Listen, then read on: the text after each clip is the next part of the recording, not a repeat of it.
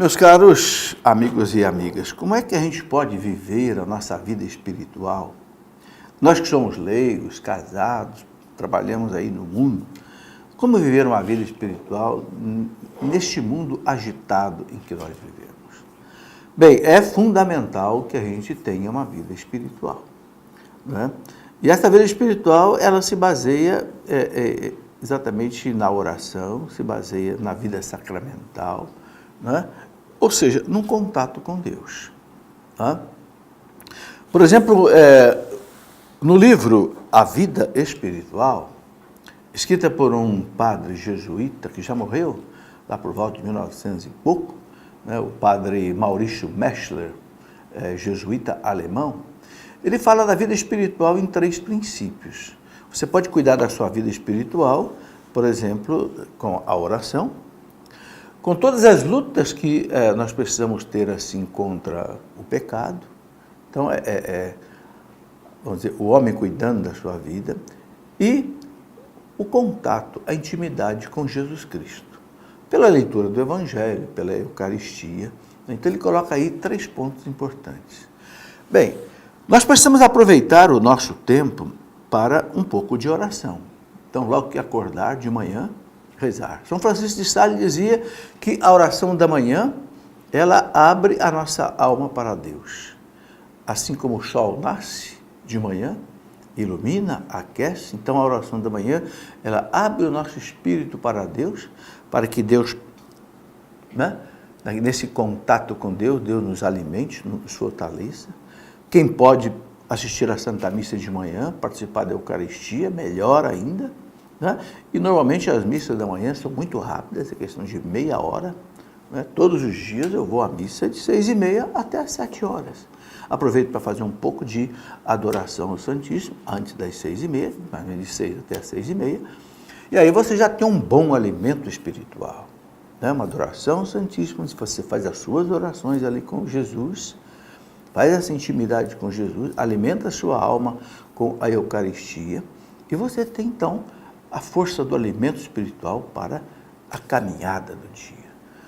No meio do dia, mais ou menos no meio-dia, você pode rezar o Ângelus, pode ler, se você tem tempo, a liturgia das horas, né? Que hoje até no próprio celular você encontra, né? Que é a oração que a igreja reza de 3 em 3 horas no mundo inteiro. Quem tem mais tempo pode fazer isso, né?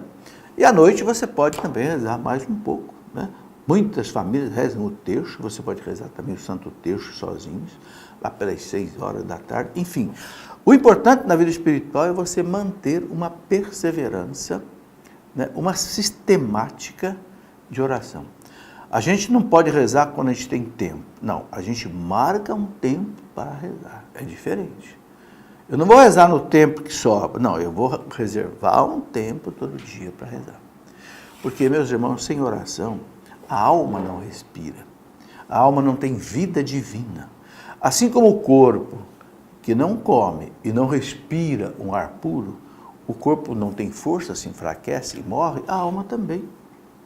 A alma, se não for alimentada pela oração, pelos sacramentos, sobretudo o sacramento da limpeza da alma, que é a confissão, e o sacramento da Eucaristia, que é remédio e alimento, a alma também, ela perece. Um livro muito bonito sobre espiritualidade, que ajuda a gente a caminhar, né? O livro O Mistério da Nossa Conformidade com Cristo. Esse livro mostra como nós sermos a imagem e semelhança de Jesus.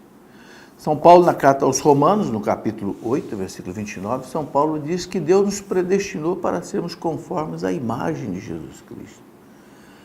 O grande Tertuliano, padre da igreja lá do século II, Tertuliano dizia que quando Deus criou o homem, ele olhava para Jesus.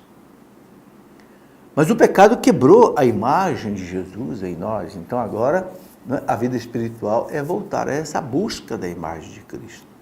Pela oração, pelas mortificações, pelos sacramentos, pela leitura da palavra de Deus, etc. Então, esse livro, O Mistério da Nossa Conformidade com Cristo, esse padre inspirado por Deus, L.J. Callens, né, realmente leva a gente como que pela mão, assim, para de novo readquirir, né, o rosto de Cristo, a imagem de Cristo. né?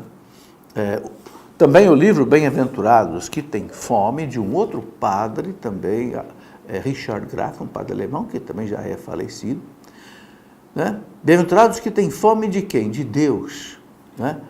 Ele mostra que o contato com Deus é que faz a gente ter assim essa vida espiritual. E não precisa ser você ficar em oração 24 horas por dia, não, como ficam aí uma carmelita, né?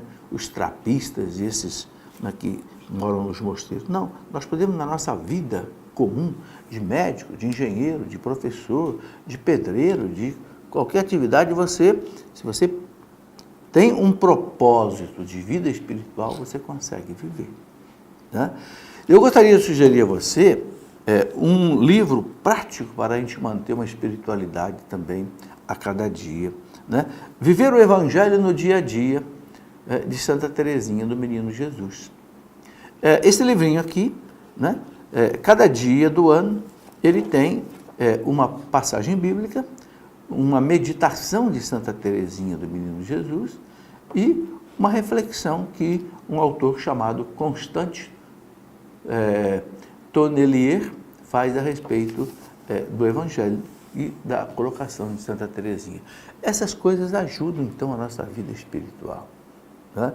O mais importante é o seguinte: ter um tempo reservado para a sua oração, a sua meditação, a sua reflexão da palavra de Deus.